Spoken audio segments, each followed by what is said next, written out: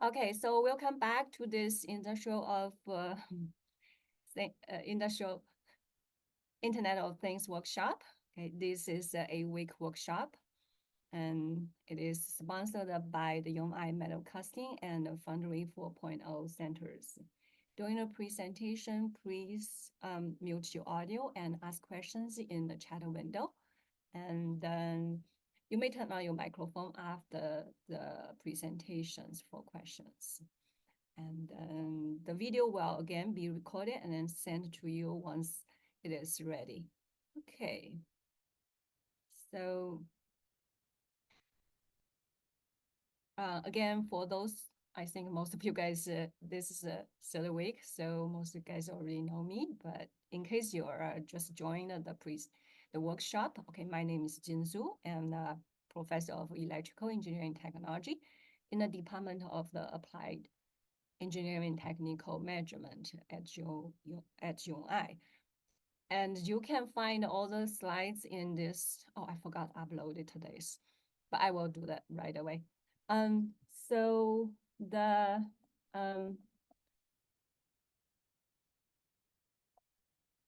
today is that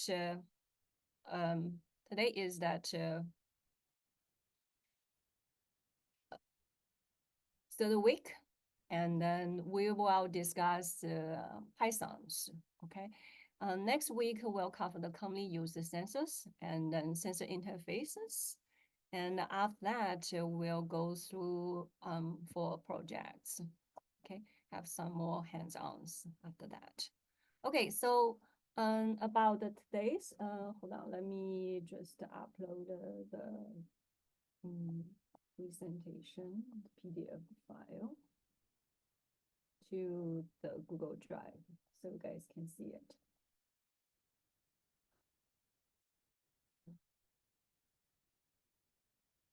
Give me a second.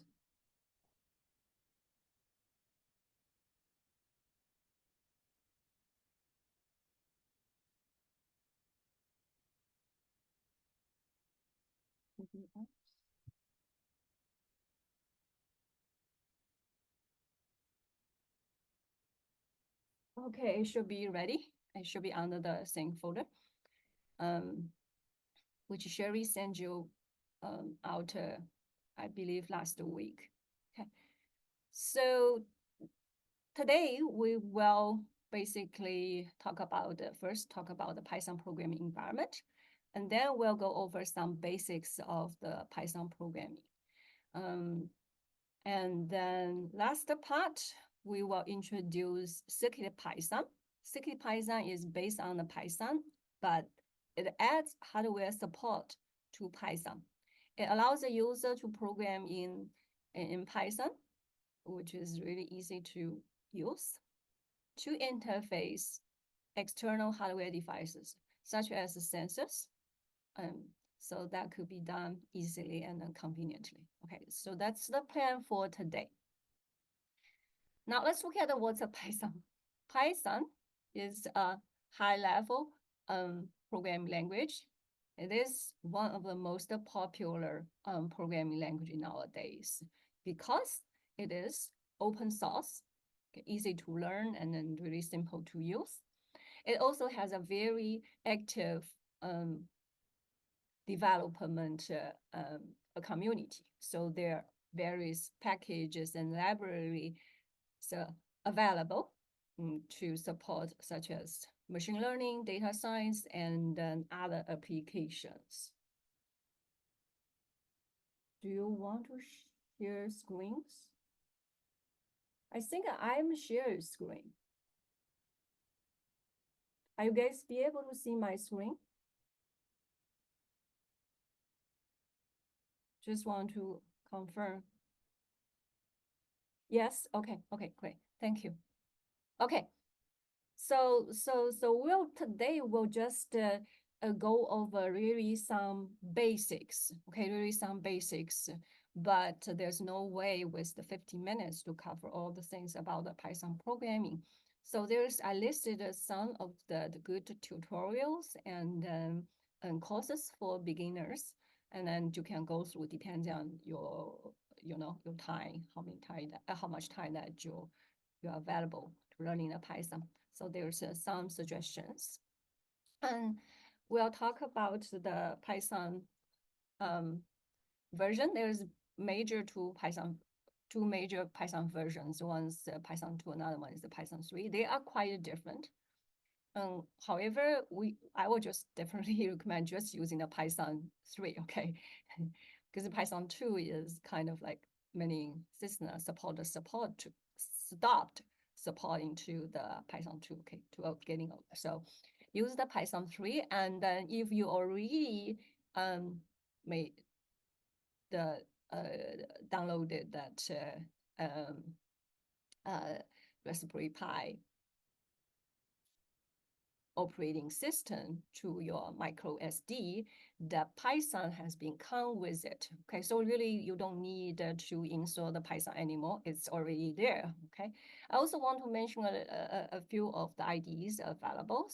So for example, if you want to learn to the Python in your computer, not just in the Raspberry Pi in the computer, because pretty much all the code are the same, no matter it's in a computer or you write that in your Raspberry Pi. So if you want to learn that using that Python in your computer, you could just using a few IDEs. The Python IDLE, that integrated development and learning environment. This one comes bundled with that Python Windows installations. If you install that, go through the python.org downloads, then they come with IDLE, pretty easy to use. If you don't want to install it, you could also use some online tools. Okay, for example, online GDB, that's one of that. And there's no installation is required. You can basically write the code and execute the Python code on a web browser. Similar tools like a Google Colab. Google Colab can also do that. Okay, another tool, more advanced tool is the PyCharm. The more advanced IDE is the PyCharm that may also be available if you want to really get into seriously on the Python programming. Okay. For the Python on that Raspberry Pi, as I mentioned, that's already being installed or integrated or bundled with your Raspberry Pi operating systems. So the version that I use is the Python 3.9. The latest one, I believe right now is 3.12, okay? The difference is not that large, so it should be fine if you're using different version from the 3.9 that I'm using. Okay, here's some of the interface I'm going to show to you. So for example, this is the idle shell for the running of Python. Okay, I could also run that one, just see. Okay, so this is the one if I just launch the idle, and then you will be able to see some interface like this. And the version we see over here I'm using in my computer is 3.10, the version. And for the Raspberry Pi, you can log into the Raspberry Pi. Okay, log into the Raspberry Pi. And through the SSH. Okay, once you log into it, and then you can launch it, just type in Python. That's it, okay? Now you entered into the interactive mode. I can type in some command. For example, simple one. I just want to display some message. Let's see, hello world. And in your standard output, okay, we'll just do that. They will just display that message in the output, okay? So that's it. One of the couple of things I want to mention for the Python, the first thing is that it is case sensitive. So if you actually type in the run, let's see, the uppercase P for the print, then the system is going to give you an error, okay? So we see over here, let's see, print, whatever, hello. They will just give you error, okay? The name print is not defined. So the system want to know that this is case sensitive. That's something you got to be really careful. So the first thing we will look at is the data type supported in the Python. The primitive data type in Python including the int, okay? See over here, the int, that integer numbers. So it's easy to understand, okay, int. And then floating point numbers. So that's just a number with the decimal points, okay? The floating point numbers. And then a string. So strings are enclosed in either in single quotes or double quotes, which we just showing in the previous example, right? If you use single quotes, it's still all right, quotation marks, that's still okay. Another type is the Boolean, okay? The bool type represent one of the two values, either true or false, okay? True or false. One represent true and zero represent false. There are also some non-primitive data types, such as list, tuples, dictionary, and sets. Those are also useful, but we're not going to discuss them today over here, okay? So now what's a variable? Variable is used to store data values, okay? If you learn the other programming language, like C or Java, you'll notice that in those programming language that you have to declare the variables before you can use it. Well, in Python, you don't need to do that, okay? So very straightforward and to use. We can look at some of the examples. So for example, over here, that A, okay, we assign true this Boolean value to the A. So the A is actually bool type, okay, bool type. And then B is int type, right? We assign 10 to a variable B. So we can just use them directly. And C is a string type, and D then it's a floating point type. The Python is an object-oriented language. So it uses classes to define data types, including its primitive type. So that's why you're going to see that's a returner classes for them. Okay, so this is about the data types. The last one over here is we comparing, okay, 1 equals 2, because 1 is the same as 2. So this statement is also true, right? So this statements, where's my mouse? Okay, here, this statement is also true, right? So the true is assigned to the E, and that's why you're going to, once you print the E, you're going to observe a true over there, okay? So these about the data types. And then we can look at some of operators. Arithmetic operations is commonly used if you need to dealing with the data, right? So addition, subtraction, multiplication, nothing special. And then division, we need to notice that division, if we use this slash for the division, it always return float type, okay? Always return float type. In other words, like in this example, 15 divided by 5, what they return is always a float type, so 3.0 instead of 3. If we use that double slash, then it will round down to its nearest integer numbers. So in this case, as we have that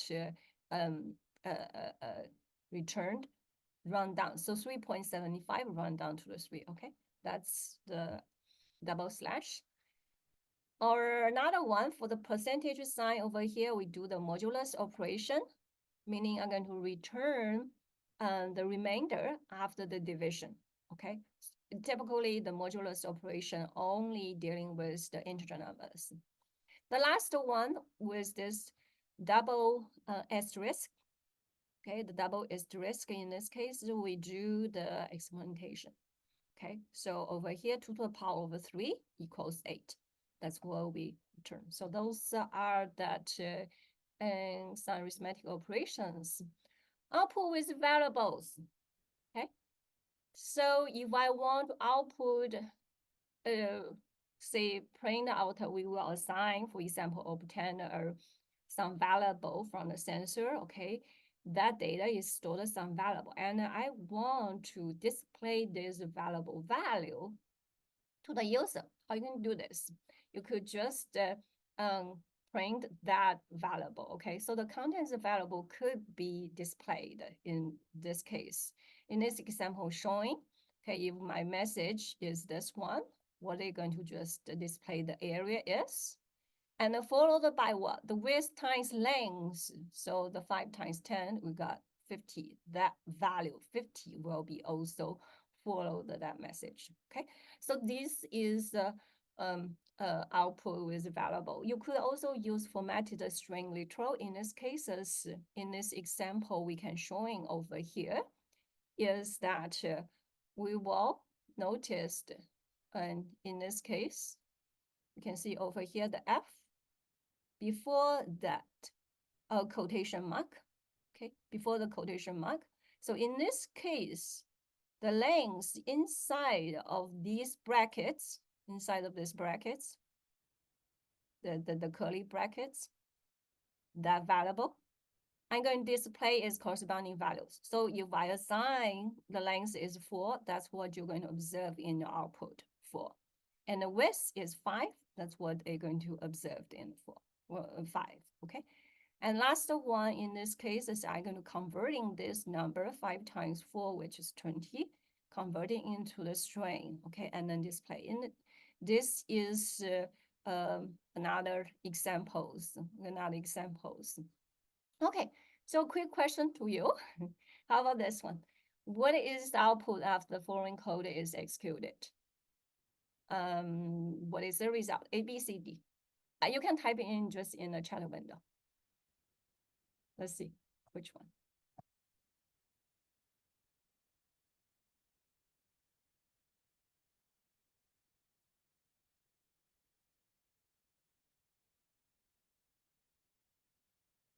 B. C. B. B. B. So far, there's no correct answer yet. Okay, D, yes. Yes. The correct answer should be D. Okay, great. Yeah. Someone did get it correct. It should be D, okay? Why? So you see over here, the result is, you see over here, the column. So definitely this one is incorrect. Those two are incorrect, right? Either A or D. And then second one over here, this one return value is what? 20 divided by 5, but division, so they're going to return what? 4.0. 4.0. So the answer is going to be D, okay? That's a D. Okay, good. So this is about display the variables. You could also use a string format method to display for more complex variable substitution and value formattings. Okay, let's look at just one examples. So over here in this example, we actually has a value, just assume, okay? We actually obtain a temperature, humidity, and pressure values for the sensor, okay? Assume those are the 3 values we obtained from the sensor. Now I want to display the output. Okay, follow this format. So what we see over here is we use this format function, okay, this format method. And then you can see over here inside of the brackets, each of these first value will be replaced to the first one, the second one to the second value, okay, the third one to the third value. So whatever in your temperature, pressure, and humidity is going to put into replace in this corresponding locations of the brackets. Okay, so my temperature is 30.25, so that's what you're going to display over here. Okay, so the blue one, this line is actually you're going to observe in your output line. So 0, 1, 2, that's the valuable places. Okay, the valuable places. And the index starts from what? 0. So the first value we actually with index 0. So that's the first one is 0, and that's the second one we with the index of 1, and third one with the index of the two, okay? 0, 1, 2, okay? We can also do some more, change your output to a designed format. So for example, if I want to display all this result as a floating point number, with 2 decimals displayed. Okay, so in this case, as you can see over here, we use the dot to F. F stands for the floating point number. Dot F, that means 2 digits after decimal point numbers. Okay, so that's why we're going to see 13.25. And this one, although it is assigned as an integer number, I'm still going to convert it into the floating point number display. Okay, with the 2 decimals I display. Okay, humidity is the same, 60.4. Then I'm going to display 60.40. Okay, so that's how you can control formats. We also noticed that there sometimes we need a converting between different data types. So let's look at the typecasting a little bit. Okay, typecasting a little bit. So I want conversion between different types. For example, if I want to convert from number to a string, we use this string in a function as shown before, right? I could also convert into a float, use the float and this number.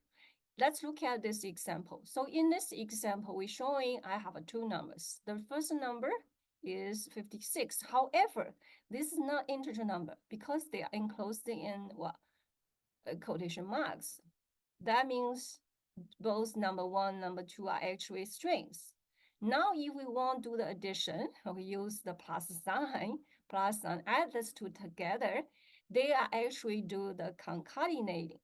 Okay, they are perform the concatenation, meaning we'll join those 2 strings together. What you're going to get is 56115 instead of 56 plus 115. If you want to perform addition for the numbers, then you have to converting, okay, do the typecasting, you're converting this string to the int, okay, use this method. Then if you do the addition, you're going to get the result 56 plus 115 equals to 171. Okay, so that's the difference sometimes going to use.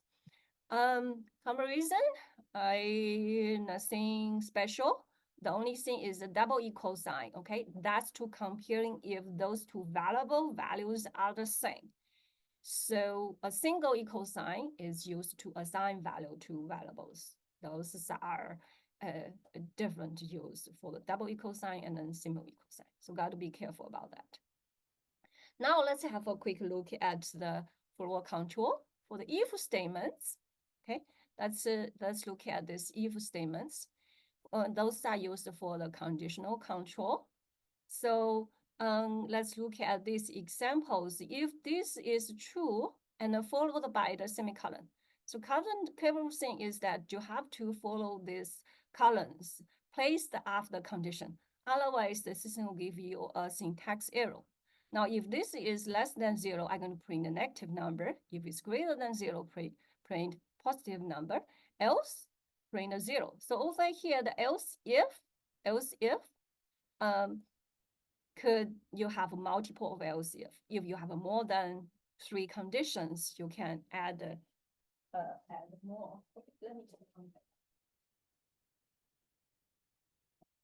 Okay, so you may turn on you may add additional else if in between. Okay, so let's just look at another thing really important for that for the system is in the Python program is the indentation, okay, or the spacing.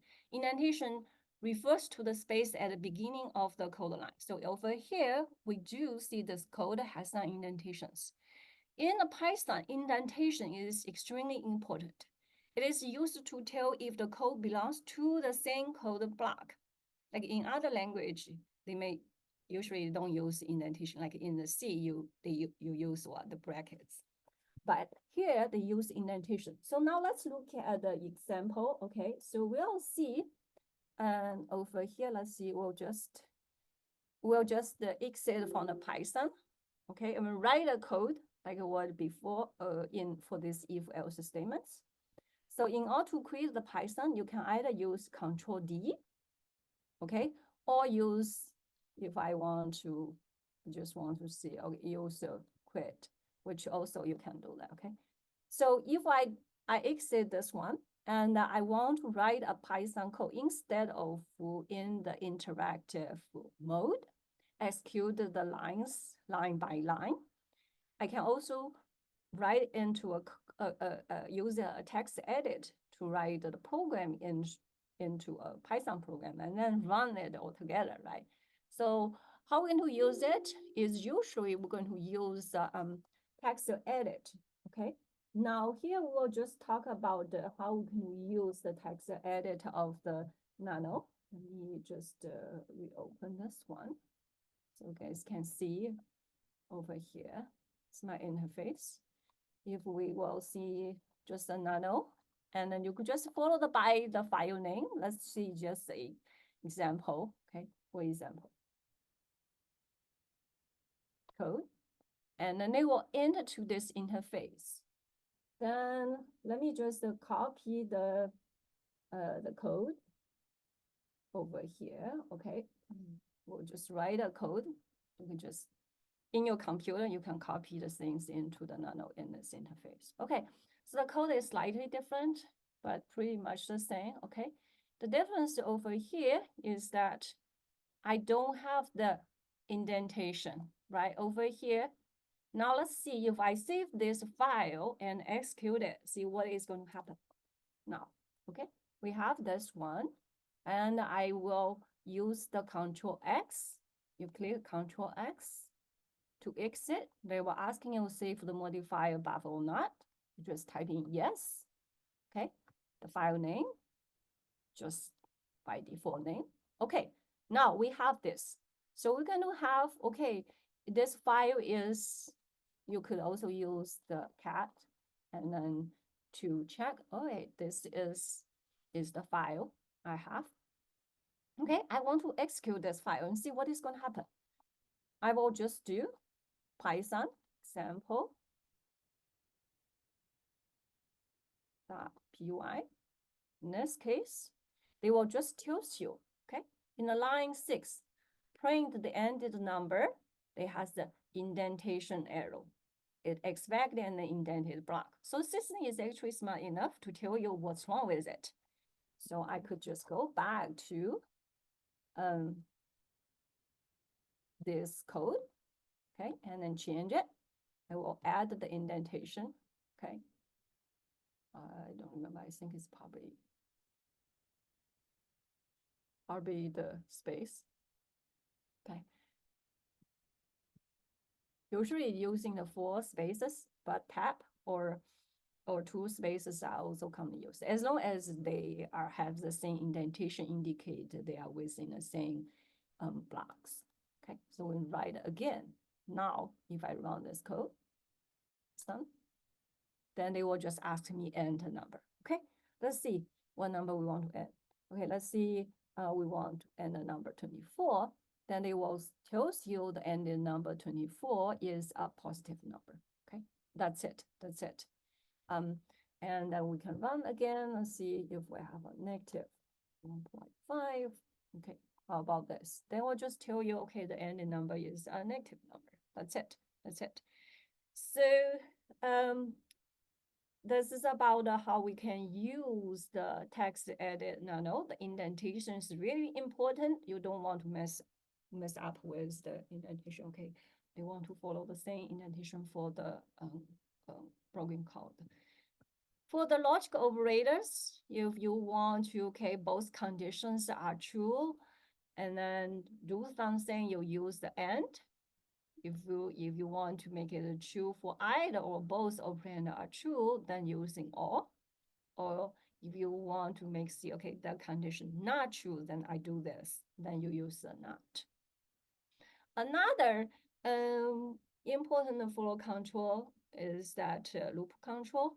One statement commonly used is the for statements. Okay, the for statements. Again, in this case, you need to be careful about the indentations.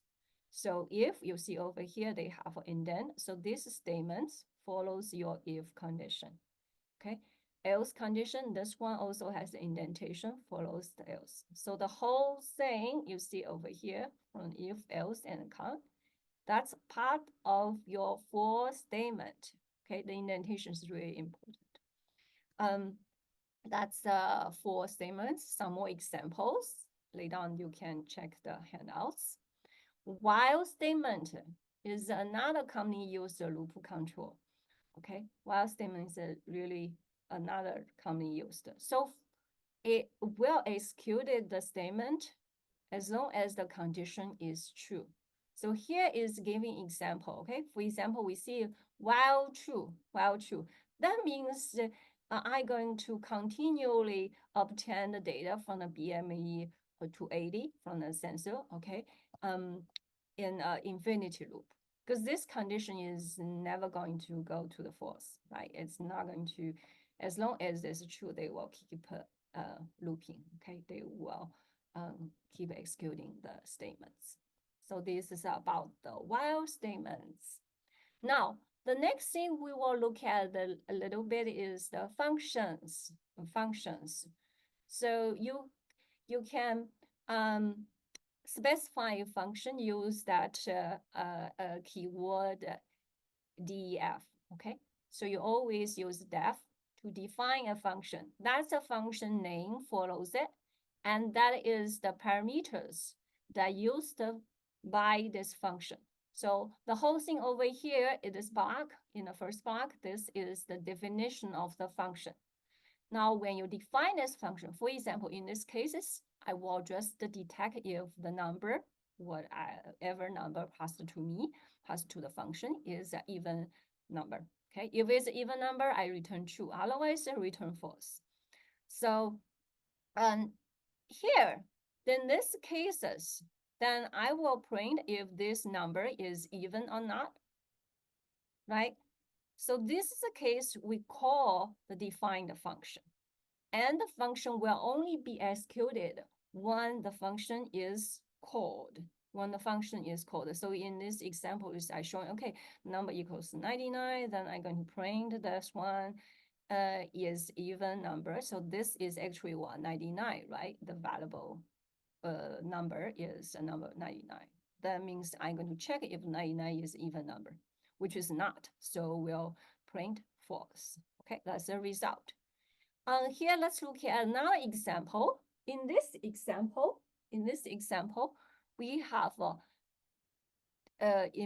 imported. Okay, we see over here we imported some functions, some methods from this module. Okay, from this module. The data time is a system module. Okay, so let's look at module. What is a module? Basically is a file containing some certain Python definitions and then statements.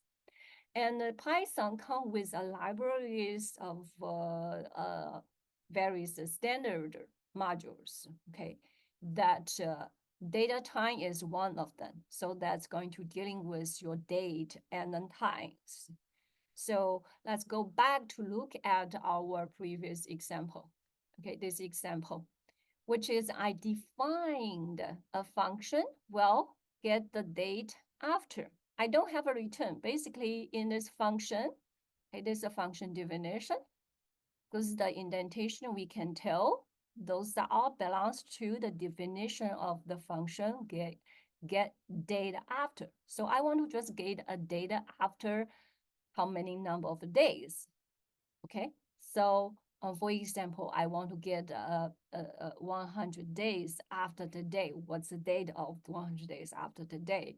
That is going to return you, okay, this is the 100 date after the day, okay? In this case, we also showing one of the things is that default argument, this value over here, which if we don't indicate its argument, okay, indicate the argument, then they will use the default. Okay, use default value 365 in this case. So we can show the example. Okay, over sorry, over here also. Okay, we will try to execute this file, which I already write in the code. So you can see over here. And no. I believe I said this one is, what's the file name? Let's go. Python.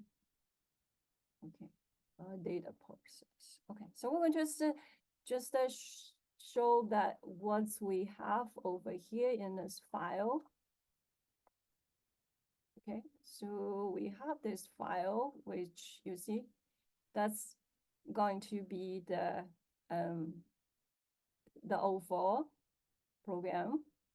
But in this case, it does not really have execution, right? So we have to, this one is actually has the definition, but we don't execute this file. So they will just actually return the new dates, right? You're going to just return the new dates, but I don't really actually print, do not execute it. So I have to actually see, let's see, get a date after. Or just to make sure I do really have this one. How about after 5 days? Let's just see. Okay, do the execution of that. I'll just save the cover. And then I do the Python. I'm running this file. Did I write that? Okay. So what they say is today is then February 20th. After 5 days should be what? 25th. So this is what we're doing. And then I have to mention is that if, okay, if I do change this one back over here, I don't have this one. Okay, I comment this one out. Anything follows the punch sign is the comments code, so it's not going to be executed by the Python. Okay, so if it is not over there, then we will just save again, and let's see what is going to happen if we do this. They'll do nothing. It's not going to execute the function at all. Okay, it's not going to print anything. All right, so this is one thing you have to understand. A function is only executed when what it is actually called. Okay, so quickly, let's look at the this question. So when the function is, what is this? Why it's not right?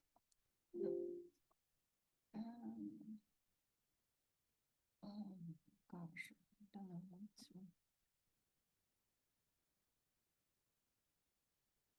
wrong. Okay, can you guys still see this? Which one it is going to be?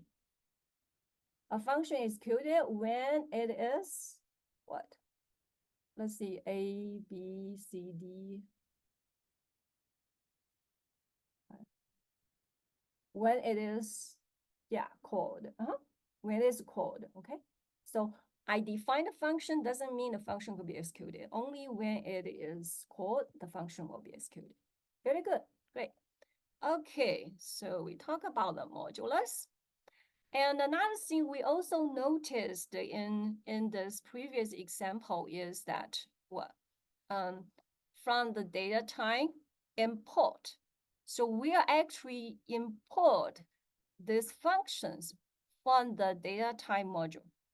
That is not only use the system defined the standard libraries, okay? You could also import the module from that user defined code. So for example, in this case, I already put this defined function in the file in this one data process. And we can actually import from the data process to import the module. Okay, we can do this. So again, I can go back to the Python and go back to this Python. Okay, so I will just actually go back to the to the interactive interface. Now, I can do the import. Okay, so we have that we could actually find the data process, import get date after, right? We actually want this. If I do that, then the get date after is actually available. So for example, I want to do this one, 100. Then it will tell you today is that. After the 100 days, that should be May 30th.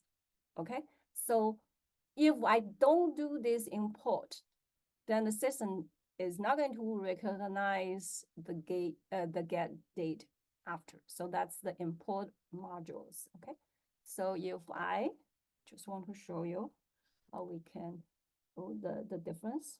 So if I actually use Control D X this, do the Python again. If now I try to see, okay, I'm trying to get data after 1 day, they will just tell you, okay, name get date after is not defined. Okay, you have to import the module before that you can use it. Okay, another thing what we have over here, okay, so we could actually just import again. That way they will understand what's going on. Over here is another thing I want to mention that is for the comments, anything called after the punctuation sign are comments. So if you're multiplying, then you could start with the punchline for each line. Also, you can use the doc strings in these cases. All those things are going to do nothing to the program running. But if you will try to do running the help of these file, then they will actually going to see, tells you how to use this file. Okay, so I didn't import the pause. So if I do this and then I have the help pause, then it will tells you how to use it. Basically is through whatever returned in the doc string will be tells you. Okay, so that's what you're going to observe. That's what you're going to observe. Okay, so that's pretty much for that. There's just more discussions that. File access, you could also open a file, which is also commonly used because you need to reading the data, right? You may also store those obtained data into a file, right? Into a file. So what you do, it typically is you can return a file either read only, right? With this command, okay, you see over here with open file name R, which is what reader only. You only just read the file, and then as a file, this F is the file objects. So any the later operations on the file will referring to this file objects. The file objects could be used other variables to define, but F is easier. So those are commonly used methods to dealing with the file objects. I do not expect you understand all of this, but it's fine. We will also discuss more when we need to use them. Okay, so here showing one example how we can open a file. This is on the assumption that it actually I have a log file name, and then you will just open the file, and then you're going to create the reverse file for the data in the original file to make the items the top one to the first. So we see over here, if I have a file, for example, this file, and when I write into the file, the earliest data is on the top, right? And the latest data is on the bottom. And so in case I actually want to the latest data on the top, what should you do? You could just created a file, okay, reading in the data and then reverse the order. Okay, so this is one example showing how we could do that. Okay, so we have 5 minutes left. So we'll just talk about the CircuitPython. CircuitPython for the Raspberry Pi. It is basically CircuitPython allows those single board computers can direct interface with some external devices such as sensors through those general purpose IOs. So it's very, very useful. I also included those links about the CircuitPython. And also this link is tells you how to install CircuitPython in the Raspberry Pi, okay? So just follow that will be fine. They also keep updating. Here I just showing some of that steps what you will need. One of the things I would like recommend you go through is the time data control. Use this command to make sure your system is actually synchronized with the network. So for example, over here, okay, if I can show this. Okay, so if I could show you. This one is going to see over here, this system clock is synchronized, okay? So it's synchronized with through the internet, okay? That is also really important in order to have many of the function works properly, okay? So you install it. One of the things the system already provided some script file. So you just follows it and then it will take a while to finish the installation. Once they successfully installed that, it should be able to, you want to test it. Okay, so here's the last one is just showing, okay, this is one of the example code to test if the blinker from that Adafruit library works fine. That is going to be used in order to, because the I2C interface is what we're going to discuss next during the next workshop. Okay, so next week. So we will actually use this CircuitPython. Okay, and then to use it to interface from our Raspberry Pi to a BME 280 sensor to obtain that data. Okay, so I think that's it for today. Any questions? I know it's a lot. It's a lot to go over. Any questions?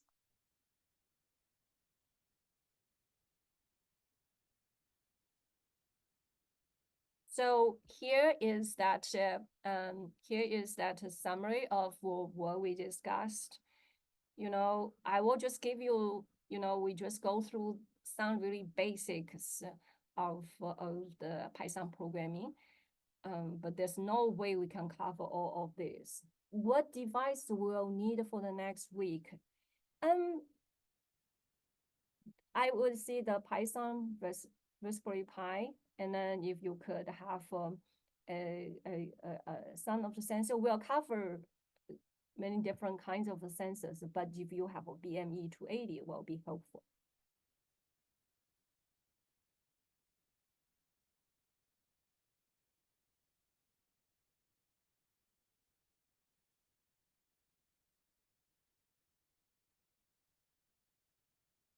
Well, oh, that's a good question. Yeah.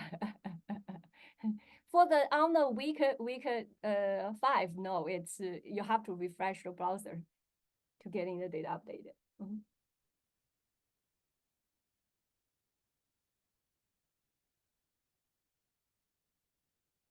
Okay. I wouldn't see there's just some of the, tutorials if you're interested in the Python. Any questions? Any other questions? If not, then thanks for listening, and we'll see you guys next week.